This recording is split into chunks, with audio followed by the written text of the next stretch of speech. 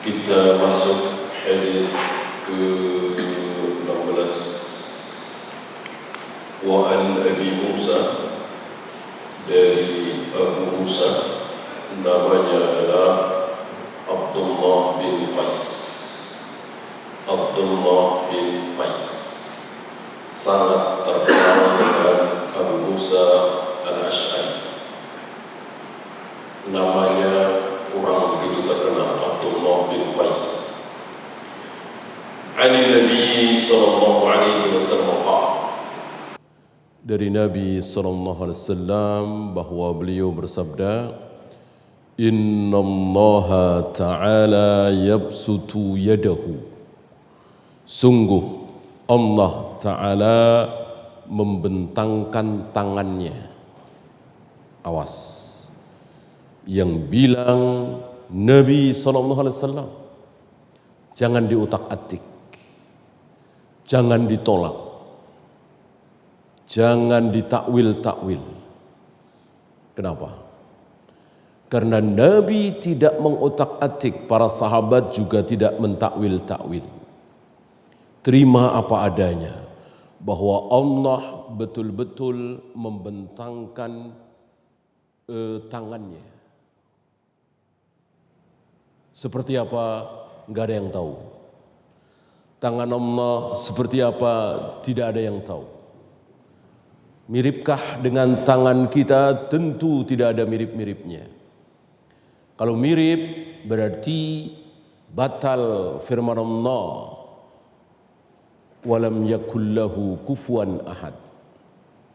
Tidak ada satupun di jagat raya alam semesta ini yang mirip-mirip dengan Allah. Laisa kamitslihi syai'. Allah itu tidak mirip apapun. Berarti tangan Allah seperti apa? Wallahu a'lam. Enggak ada yang tahu. Ya. Oleh karena itu orang yang mengatakan kalau Allah punya tangan dua berarti sama dong dengan kita. Berarti dia yang menyamakan. Dia yang menyamakan. Ya. Allah mempunyai tangan dua tapi enggak ada mirip-miripnya. Seperti apa? Wallahu a'lam.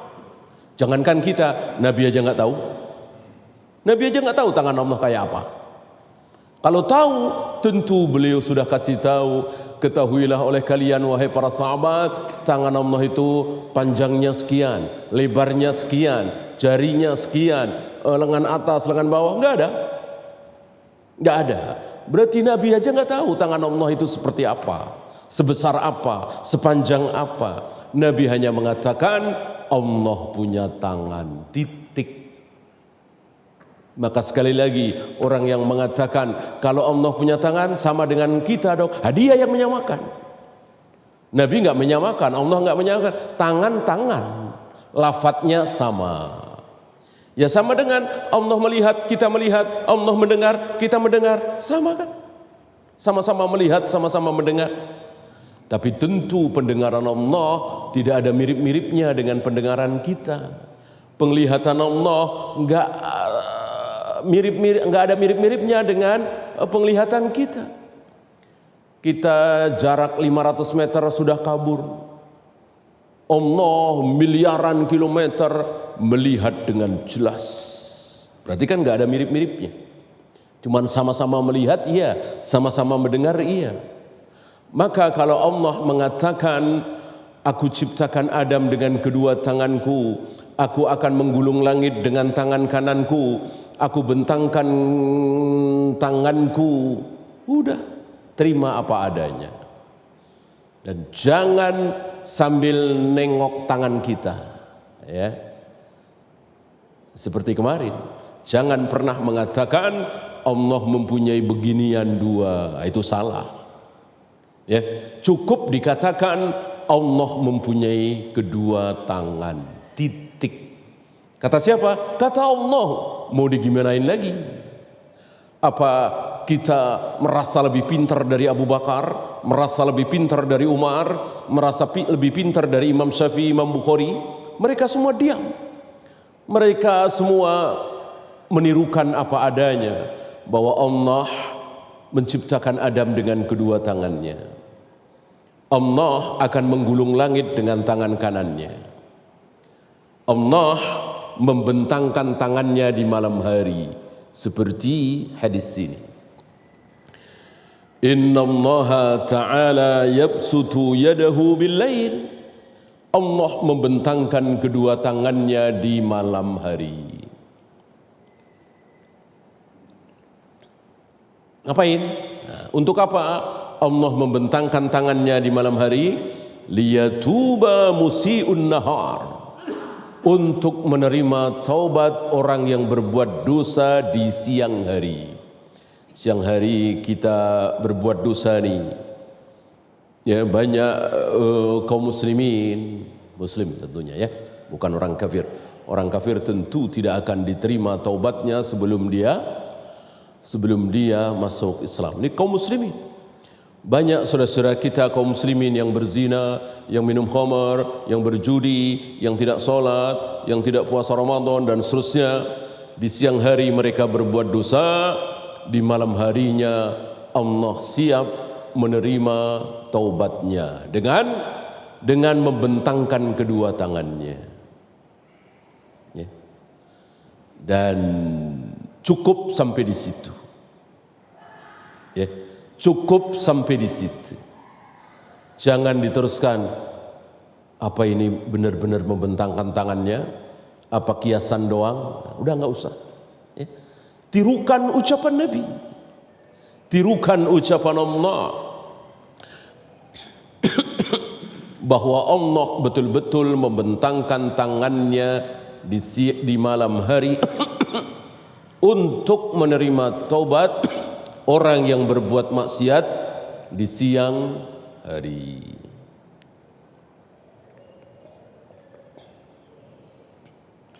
Bentangannya seperti apa? Apa kayak kita membentangkan tangan seperti ini? Ini pun tidak boleh ditanyakan. Wa yabsutu yadahu bin nahar, dan Allah juga membentangkan tangannya di siang hari. Jadi malam membentangkan tangan, siang membentangkan tangan. Ngapain siang-siang membentangkan tangan? Nah, sama, liyatuba musi'ul lail. Untuk menerima taubat orang yang berbuat maksiat di malam hari. Jadi Allah itu siap kalau ada orang berdosa datang memohon ampun kepada Allah, siap. Enggak kayak kita kan enggak siap. Enggak nyangka ya. Aku enggak nyangka kalau kamu segitu beraninya menipu saya. Nah, enggak nyangka kita. Aku enggak nyangka kalau engkau dusta, aku enggak nyangka kalau engkau tega. Nah, itulah kita. Allah siap. Allah tunggu. Para pelacur, para pezina, para penjudi, para pemabuk, Allah nunggu. Kapan dia mau tobat? Kapan dia mau tobat? Aku terima. Gitu. Ya. Dan senang sekali. Kemarin sudah kita bahas hadisnya. Begitu si pelacur ini tobat, begitu si pemabuk ini tobat, begitu yang enggak pernah pakai jilbab ini tobat, akhirnya pakai jilbab, senang sekali ya Allah. Melebihi senangnya siapa kemarin? Udah lewat ya.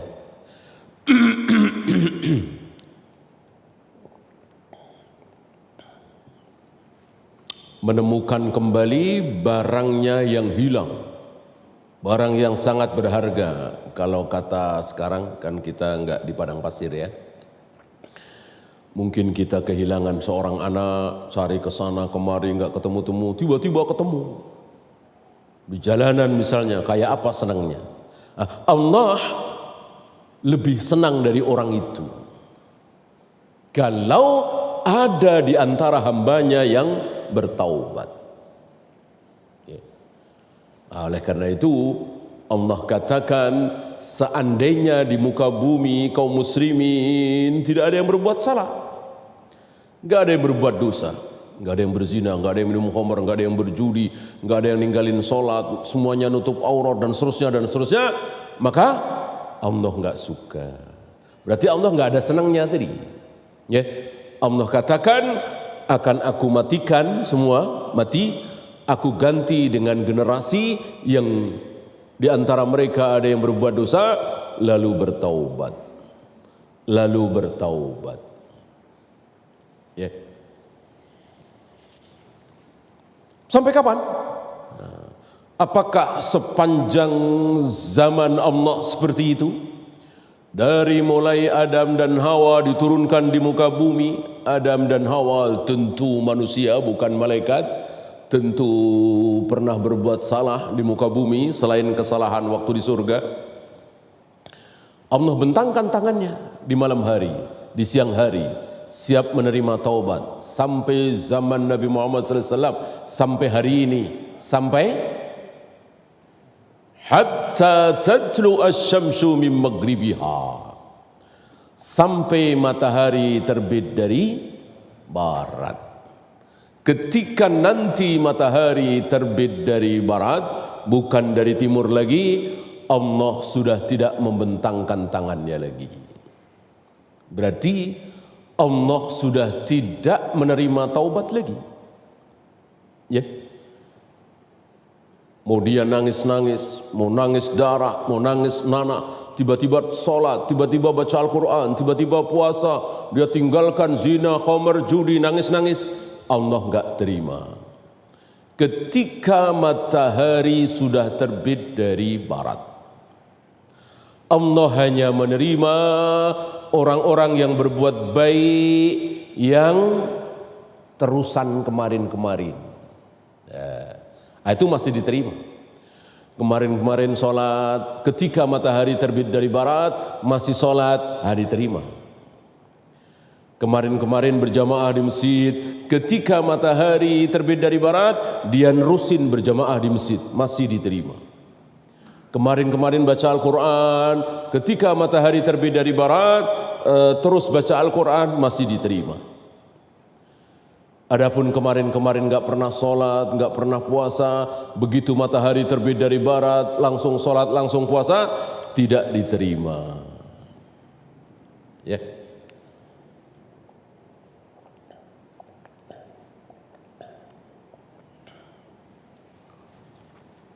Karena tidak ada riwayat begitu matahari terbit dari barat langsung kiamat, tidak. Ya. Artinya masih ada seorang muslim walaupun sedikit sekali dan berbuat kebaikan dan diterima. Ya. Ini satu di antara dua keadaan di mana taubat sudah tidak diterima lagi. Ya. Dan tidak ada yang ketiga, awas. Jangan sampai kita salah paham, tidak ada yang ketiga, cuma dua. Waktu keadaan di mana taubat kita sudah tidak diterima oleh Allah, cuma dua. Tidak tiga, tidak empat. Ya. Maka keliru orang yang mengatakan kalau ente minum khamar lalu tobat, minum khamar lagi lalu tobat lagi, minum khamar lagi lalu tobat lagi, Allah udah enggak terima. Keliru, salah. Mau belasan puluhan kali dia minum khamar lagi, taubat lagi, minum khamar lagi, taubat lagi, kafir lagi, taubat lagi, kafir lagi, masuk Islam lagi. Selagi dua hal itu belum terjadi, maka Allah siap mengampuni. Apa dua hal itu? Ini hadis nomor 16. Dan yang satu lagi nanti hadis 18, ya. Kita selesaikan saja insyaallah 16, 17, 18 karena masih berhubungan. Rawahu Muslim, hadis ini sahih riwayat Imam Muslim. Ada 3 fawaid. Yang pertama, isbatu sifatil yadi lillah, menetapkan sifat tangan pada diri Allah. Ini wajib kita tetapkan. Kenapa? Karena Allah dan Rasulnya menetapkan. Dan jika kita mengatakan Allah memiliki tangan, seandainya, ini seandainya ya, seandainya ternyata salah, Seandainya Allah ternyata nggak punya tangan, lalu kelak Allah nanya ke kita, kenapa berani-beraninya engkau mengatakan aku punya tangan? Kira-kira kita bisa jawab apa tidak?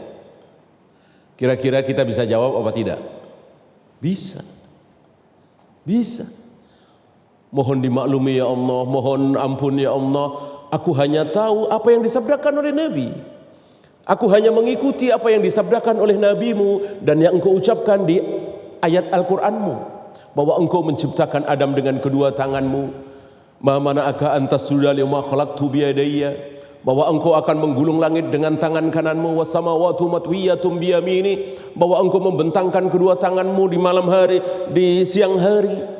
Ya, mohon maaf kalau salah, saya hanya mengikuti itu. Bisa jawab kan? Bisa jawab. Seandainya salah. Nah sekarang, seandainya kita bilang, orang-orang Mu'tazilah mengatakan Allah nggak punya tangan, sebab Allah nggak mungkin sama dengan kita. Kalau Allah punya tangan, berarti Allah sama dengan kita. Lalu ternyata salah. Lalu Allah bertanya di akhirat, kenapa engkau berani-beraninya mengatakan aku tidak punya tangan? Padahal jelas ayatnya, jelas hadisnya. Kira-kira jawabannya apa coba? Apa mungkin dia bisa jawab? Enggak mungkin. Ya, kan orang-orang Mu'tazilah tahu hadis ini. Orang-orang Jahmiyah tahu ayat-ayat tadi. Tapi begitu beraninya, merasa pintar, merasa lebih pintar dari Nabi sallallahu alaihi wasallam. Nabi dan para sahabat merasa bodoh di hadapan Allah. Walaupun enggak masuk nalar, enggak masuk akal, masa Allah turun ke langit dunia setiap sepertiga malam, itu sepertiga malam negara mana? Kan beda-beda. Enggak sulit dinalar kan? Sulit dicerna oleh akal, tapi tapi para nabi, para rasul, para sahabat merasa bodoh di hadapan Allah. Ya sudah, Allah bilang begitu, ikut saja bahwa Allah turun ke langit dunia setiap sepertiga malam. Beda dengan orang-orang Mu'tazilah, Jahmiyah merasa pintar di hadapan Allah. Merasa pintar, merasa cerdas di hadapan Allah. Maka Allah katakan, aku turun ke langit dunia setiap sepertiga malam untuk mencari siapa yang sedang berdoa akan aku beri, siapa yang sedang mohon ampun akan aku ampuni. Nah, dia merasa pintar, kiasan. Enggak bener itu. Allah turun ke langit dunia itu enggak bener, kiasan doang. Kan merasa pintar nih. Sementara Nabi, Abu Bakar, Umar, Imam Syafi'i, Imam Bukhari tidak merasa pintar. Maka mereka semua diam. Allah turun ke langit dunia, iya Allah turun ke langit dunia, selesai. Ya. Adapun kaum falasifah, ahlul kalam luar biasa, enggak selesai-selesai. Karena dicerna dengan akalnya, merasa pintar tadi. Merasa pintar. Beda dengan kaum muslimin, beda dengan para sahabat, tabi'in, para nabi, para rasul, semuanya merasa bodoh di hadapan Allah. Allah bilang apa? Ikuti. Allah bilang apa? Imani apa adanya. Ya. Dan antum tahu firqah-firqah dalal tadi, Mu'tazilah, Jahmiyah, Jabariyah dan seterusnya, itu ketularan Sokrates, Aristoteles, Plato. Kalau mereka wajar kan nggak punya wahyu. Plato, Sokrates, Aristoteles itu orang-orang baik. Orang-orang baik. Bukan penjahat, bukan pezina, bukan pemabuk. Orang-orang baik. Dan ingin menyembah Tuhan. Percaya Tuhan itu ada. Tapi nggak dapat wahyu. Nggak kenal dengan Nabi Musa, nggak kenal dengan Nabi Ibrahim, nggak kenal dengan Nabi Isa. Sementara mereka yakin Tuhan itu ada. Terus Tuhan itu sifatnya kayak apa? Ngarang. Oh Tuhan itu begini, oh Tuhan itu begini. Semuanya ngarang. Ya wajar mereka ngarang karena mereka nggak punya wahyu. Kalau kita ngarang, kaum muslimin ngarang keterlaluan, kita kan punya wahyu. Ada Al-Quran, ada sunnah, hadis. Qala Allah wa qala Rasul. Kenapa mesti ngarang? Ikuti saja apa kata Nabi SAW. Ikuti saja apa kata Al-Quran. Jangan ditambah, jangan dikurang. Allah, aku bersemayam di atas arsy. Sudah ikuti apa saja, apa adanya. bahwa Ar-Rahmanu 'alal arsy istawa, Allah betul-betul bersemayam di atas arsy. Bukan duduk di atas arsy seperti saya ini nempel, bukan. Karena salah satu sifat Allah adalah ba'inun an kulli khalqihi, terpisah dari seluruh makhluknya. Arsy itu kan makhluk Allah, diciptakan oleh Allah, makhluk terbesar, makhluk tertinggi. Di atas arsy itulah Allah berada, bukan nempel. Entah berapa juta kilometer jarak antara Allah dengan arsy, tidak menempel. Ya, jadi Allah butuh arsy apa tidak? Ya tidaklah, orang nggak menempel. Kalau menempel kayak saya ini, saya butuh. Kalau nggak ada kursi ini, saya jatuh ke bawah. Badan saya disangga oleh kursi. Apakah zat Allah disangga oleh arsy? Tidak. Allah tidak butuh arsy. Arsy justru yang butuh Allah. Seluruh makhluk butuh terhadap Allah.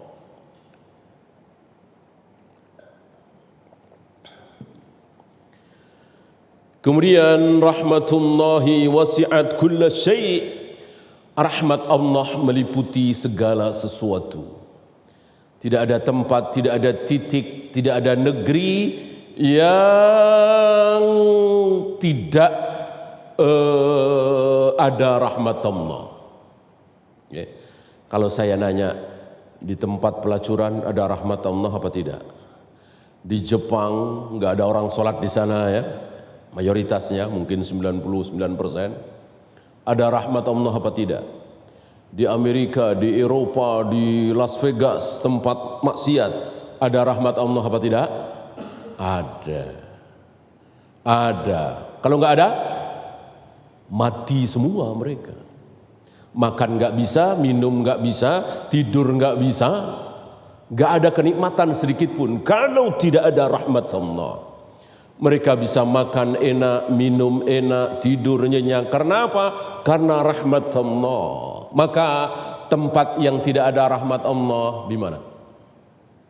Antum tahu? Ada tempat yang di situ tidak ada rahmat Allah sama sekali. Di mana? Di mana? Neraka. Neraka itu tidak ada rahmat Allah sama sekali. Maka nggak ada minuman di situ, nggak ada makanan di situ, nggak ada tidur, nggak ada istirahat, nggak ada merem sejenak, nggak ada kenikmatan secuil pun. Itulah neraka, tidak ada rahmat Allah sama sekali. Dunia masih ada. Ya, rahmat Allah yang luar biasa, yang membuat manusia berdecak-decak kagum. Yang kadang abang tega membunuh adiknya, kadang tega membunuh saudaranya, kadang bahkan tega membunuh anaknya. Karena apa? Karena berebut rahmat Allah itu. Yang jumlahnya berapa? Satu. Sementara yang disisakan oleh Allah, yang disembunyikan oleh Allah, yang disimpan oleh Allah berapa? Berapa? Pernah dengar di sini? 99. 99 yang dinikmati oleh manusia sejagat raya dari Nabi Adam sampai hari ini, sampai nanti hari kiamat, itu cuma satu. Kita nggak bisa bayangin yang 99 kayak apa. Yang satu aja banyak kita terkagum-kagum. Ya. Kalau antum masuk istana Raja Salman misalnya, insya Allah kita terkagum-kagum. Kalau kita masuk ke banyaklah tempat terkagum-kagum. Itu baru satu rahmat Allah. Gimana yang 99? Sementara satu rahmat Allah untuk berapa orang? Untuk seluruh manusia di jagat raya alam semesta, dari yang pertama Adam dan Hawa sampai yang terakhir, itu cuman kebagian satu rahmat Allah. Gimana yang 99? Padahal yang 99 buat berapa orang? Buat satu orang di antara 1000. Yang 999 nggak dapat. Sabda Nabi alaihi salatu wassalam sahih riwayat Imam Muslim, bahwa setiap 1000 manusia yang masuk neraka berapa? Setiap 1000 manusia yang masuk neraka berapa? 999. Berarti yang masuk surga cuma satu.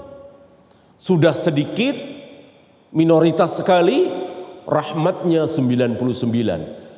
Gak bisa kita membayangkan. Ya. Maka kenikmatan surga, ada wanita cantik bidadari, ada pohon delima, ada zaitun, ada susu, ada khamr, ada madu. Itu cuman lafadznya doang yang sama. Ya, madu, gitu. Susu, wanita cantik kan sama, di dunia ini semua ada. Apa persamaannya? Kata-kata doang. Susu, madu, khamr, wanita cantik. Lafadznya doang. Adapun aromanya, rasanya, kelezatannya, jauh, sejauh-jauhnya. Kenapa?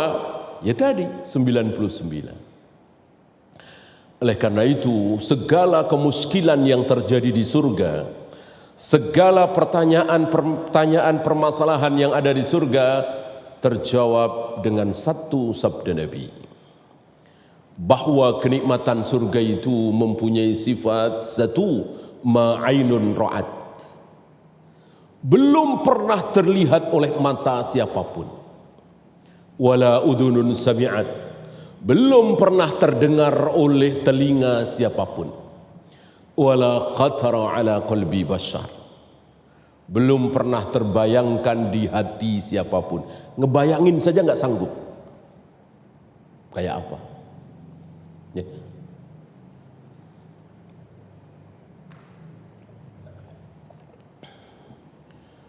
Gimana kalau pas meninggal janda katanya akan bersama dengan suami terakhir, ya, akan bersama dengan istri terakhir. Ini kan masalah. Terjawab. Walakum fiha ma tashtahi anfusukum walakum fiha ma tad'un. Apapun yang kalian inginkan pasti terlaksana.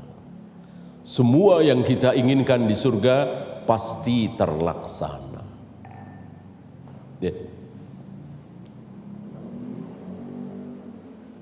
Ya, kita lanjutkan yang 17.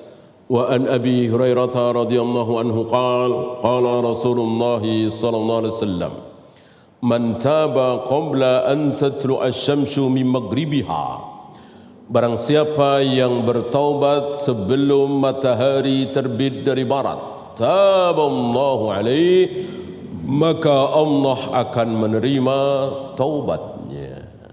Ini keadaan pertama tadi, ya. Keadaan kedua, tadi saya bilang kan ada dua keadaan, ya. Keadaan kedua, hadis ke-18 dari Abu Abdurrahman Abdullah bin Umar bin Khattab, terkenal dengan Ibnu Umar. Anin Nabi sallallahu alaihi wasallam qala, inna Allaha yaqbalu taubatal abdi, sungguh Allah pasti menerima taubat seorang hamba malam yugorgir, selagi belum gorgoroh, selagi nyawa belum sampai tenggorokan. Kalau nyawa sudah sampai tenggorokan, kerongkongan, sudah tidak diterima lagi, ya. Dan itu saat di mana seseorang pasti tahu dengan yakin pasti bahwa sebentar lagi mati. Gak mungkin tidak. Ya. Berbeda dengan pistol sudah di kepala, golok sudah di leher, ya. Kemudian tiang gantungan sudah dipasang, sebentar lagi akan digantung. Sudah gorgoroh apa belum? Belum. Ya, kan kemungkinan masih ada. Kemungkinan masih ada, dan itu banyak terjadi. Detik-detik mau dikisas, detik-detik mau dibunuh karena dia membunuh orang, tiba-tiba ahli warisnya, anaknya datang, jangan. Kami mengampuninya. Kami minta denda saja atau kami bebaskan. Itu banyak terjadi. membunuh, memukul, menendang, merobek telinganya, mencongkel matanya. Ini dalam Islam semuanya perdata. Artinya delik aduan. Yang bersangkutan mengadu apa tidak, yang bersangkutan nuntut apa tidak. Kalau yang bersangkutan tidak nuntut, negara tidak berhak menghukum. Oleh karena itu dalam Islam hukum qisas itu terakhir. Hukum qisas itu terakhir. Pertama apa? Dimaafkan oleh ahli warisnya. Ayah saya dibunuh orang, maka saya dan saudara-saudara saya boleh mengambil pilihan pertama. Apa? Diampuni. Ya sudahlah, memang sudah ajal. Ya, mudah-mudahan dia sadar, mudah-mudahan dia kapok dan seterusnya. Kan dia selama ini juga orang baik. Terserah saya dan saudara-saudara saya. Atau pilihan kedua, denda. Dendanya bukan suka-suka kita ya. Sudah ditetapkan 100 ekor unta. Unta yang paling mahal tentunya. Ya, unta yang paling mahal tentunya bisa belasan atau puluhan juta, tinggal kalikan saja. Ya, bisa miliaran. Itulah nyawa dalam Islam mahal. Nyawa dalam Islam mahal sekali.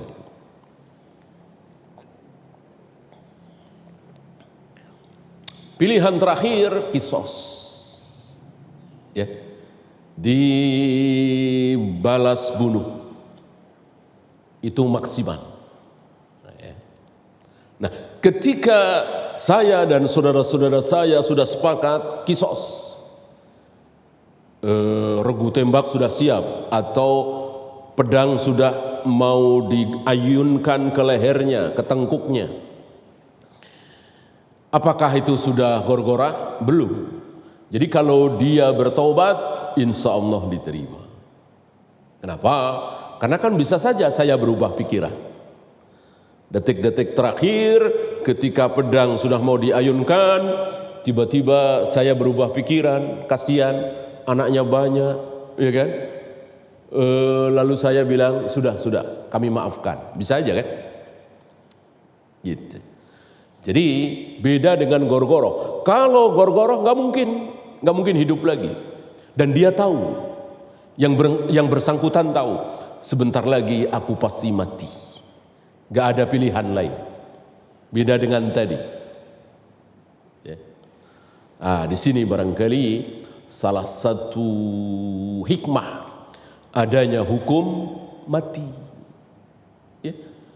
Yang berzina muhsan, yang membunuh, yang ada kan beberapa dosa yang harus dihukum mati. Sebentar lagi dia akan dihukum mati.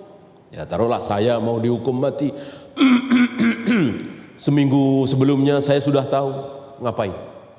Tentu saya bertaubat, istighfar, mohon ampun kepada Allah, lunasin utang-utang. Ini kan hikmah besar dari diterapkannya hukum mati.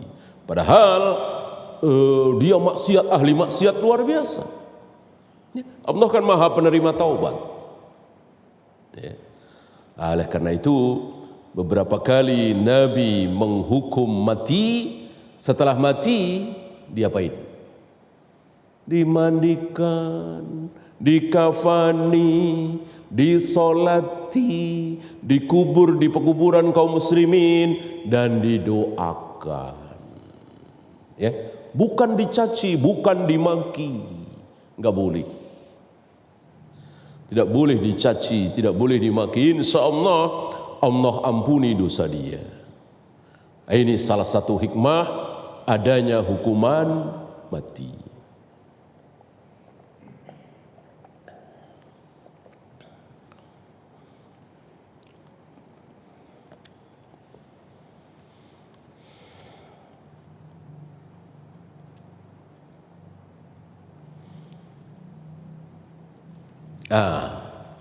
Ini ada sedikit kemuskilan dari sebagian saudara-saudara kita, kesalahfahaman mereka terhadap ayat ke-14 dari Suratun Nisa. Saya bacakan. Innamat taubatu 'ala Allahi lilladzina ya'maluna as-su'a bijahalatin. Sesungguhnya inama, waktu itu pernah kita bahas apa itu inama ya, harful hasar, huruf pembatas. Artinya taubat itu hanya taubat yang akan Allah berikan kepada seorang muslim itu hanya untuk orang-orang yang berbuat dosa bijahalatin, karena dia jahil. Gitu. Nah, sebagian saudara kita mengatakan kalau nggak jahil nggak akan diterima taubatnya. Misalnya saya tahu khamr itu haram, saya nekat minum khamr, saya nggak akan diterima karena saya nggak jahil kan.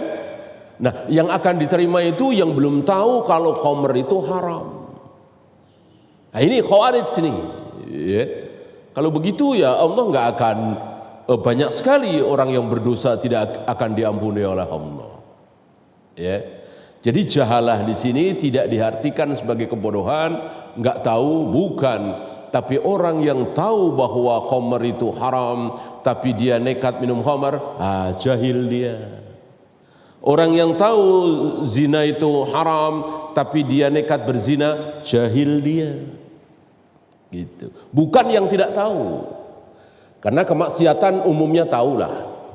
Saya kira nggak ada seorang muslim nggak tahu kalau mabuk itu haram, judi itu haram, zina itu haram, nggak tahu. Saya kira nggak ada.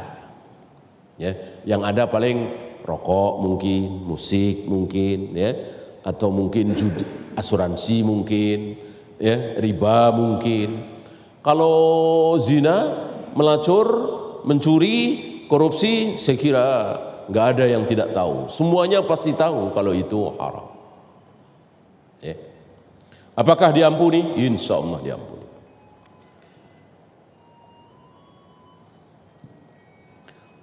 Thumma yatubuna min qarib. Lalu dia taubat dekat, nggak lama dari dia dosa. Nah, ini pun banyak yang salah faham. Artinya kalau dia minum khamar di tahun 90-an, sekarang baru tobat, nggak akan diampuni. Kan nggak dekat, tahun 90 sampai 2021 kan jauh. Kalau dia berzina tahun 80-an, sekarang baru tobat, nggak diampuni. Karena ada tulisan min qarib, dekat. Ini pun salah. Ini pun syubhat. Ini salah faham. Maksud min qarib adalah hidup.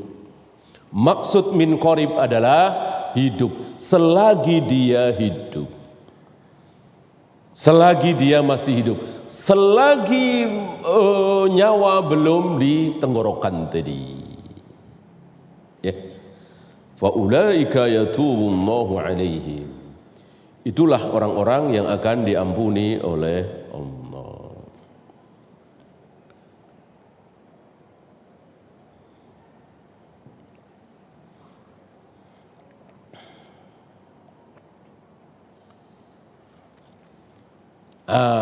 Yang tidak akan diampuni adalah ayat berikutnya, An-Nisa 18, saya bacakan.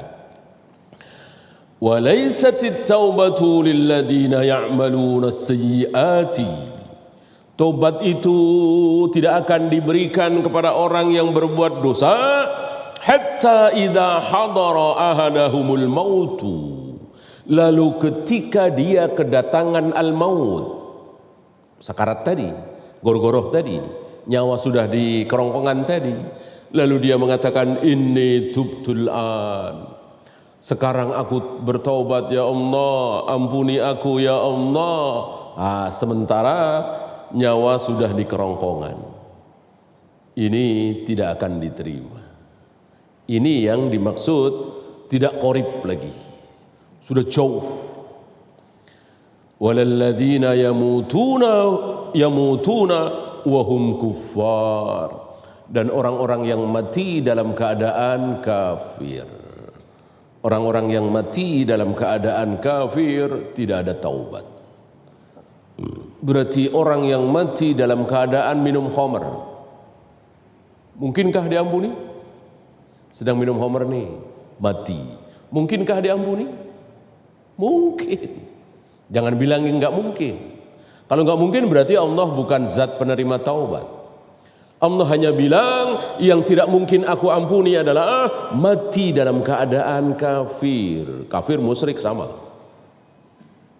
Ya, orang yang berbuat syirik menyekutukan aku, semua orang kafir pasti musyrik. Nggak ada orang Hindu nggak musyrik, orang Konghucu, Yahudi, Nasrani nggak musyrik, nggak ada. Seluruh non Muslim pasti musyrik, pasti menyekutukan Allah. Walaupun dia nggak percaya jimat, nggak percaya keris, nggak percaya kuburan-kuburan keramat, karena syirik kan bukan satu macam itu. Ya, tauhid ada 3, berarti syirik juga ada 3. Ada tauhid rububiyah, berarti ada syirik rububiyah. Ada tauhid uluhiyah, berarti ada syirik uluhiyah. Ada tauhid asma wa sifat, berarti ada syirik asma wa sifat. Ya, kalau keris jimat itu kan sekedar syirik rububiyah, bisa masuk juga uluhiyah. Asma wa sifat belum.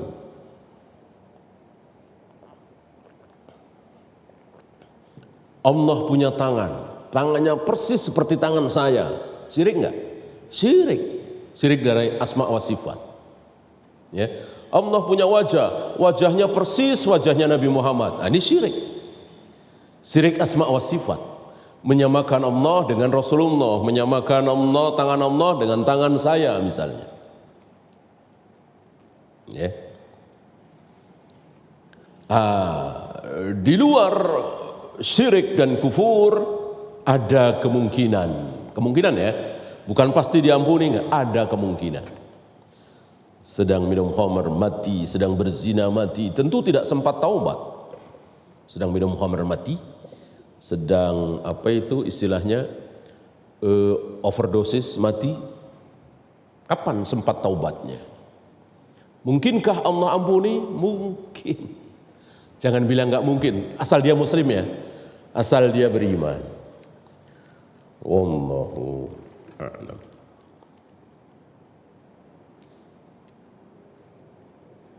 Ya, itu saja.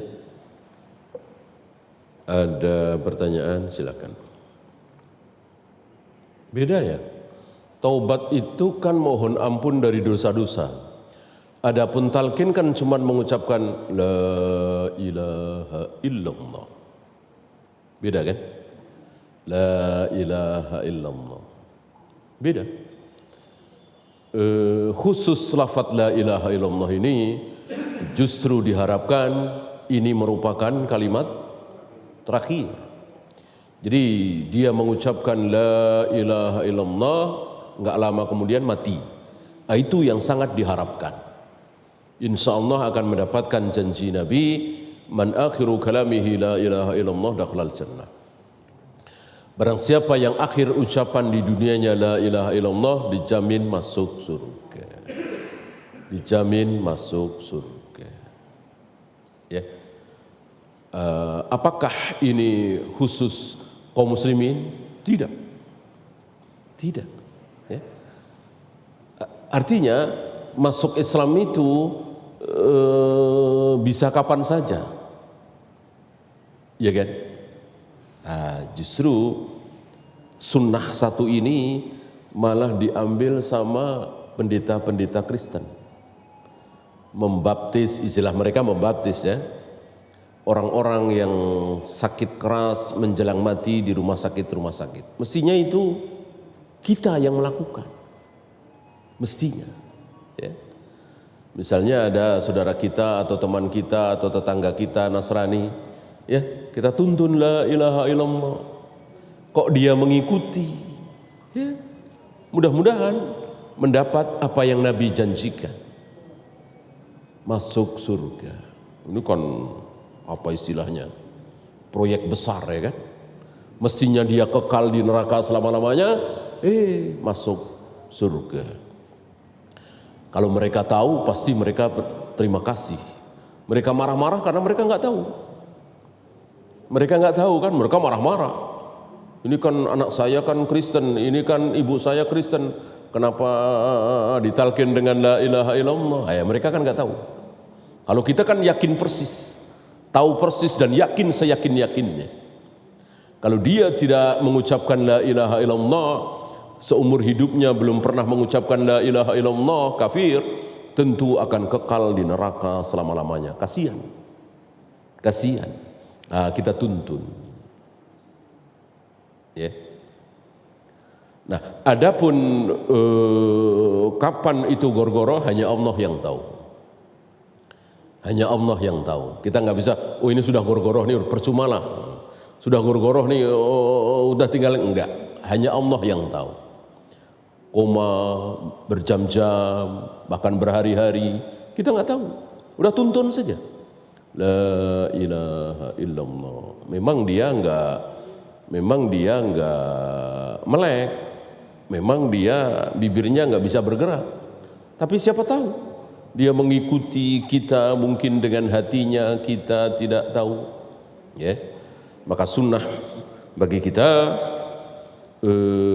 orang koma segala macam kita talqin dengan la ilaha illallah. Ya. Maka keliru kalau orang mengatakan ente main talqin saja, emang ente tahu kalau nanti akan mati? Ya nggak perlu seperti itu, ya nggak ada yang tahu lah, itu kan rahasia Allah. Kalau nanti sudah kita talqin ternyata dia sembuh, nggak jadi mati, gimana? Ya nggak apa-apa, alhamdulillah. Emang masalah setelah kita talqin lalu dia sembuh dan pulang dari rumah sakit masih hidup bertahun-tahun, masalah? Ya nggak masalah. Nggak masalah. Oh, gimana sih ente udah ditalqin kok nggak jadi mati? Maksud begitu? Ya nggak masalah, nggak apa-apa.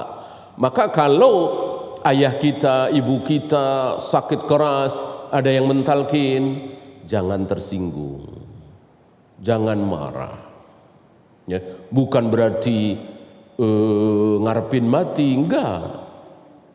Namanya orang sakit keras hanya ada dua kemungkinan. Kalau nggak sembuh ya mati. Maka talqin. Ya. Sibuk mentalkin itu lebih bagus, lebih baik daripada sibuk obat ke dokter segala macam. Ya obat dokter segala macam, telepon ya, tapi jangan lupa talqin juga, itu yang terpenting. Kok ternyata dokter langsung datang memberikan pertolongan pertama lalu tertolong dan hidup lagi, alhamdulillah nggak masalah. Ya. Jadi nggak ada kaidah setelah ditalqin harus mati, nggak ada kaidah seperti itu. Kalau tidak ada kita akhiri. Subhanakallahumma bihamdika asyhadu an la ilaha illa anta astaghfiruka wa atubu ilaik. Assalamualaikum warahmatullahi wabarakatuh.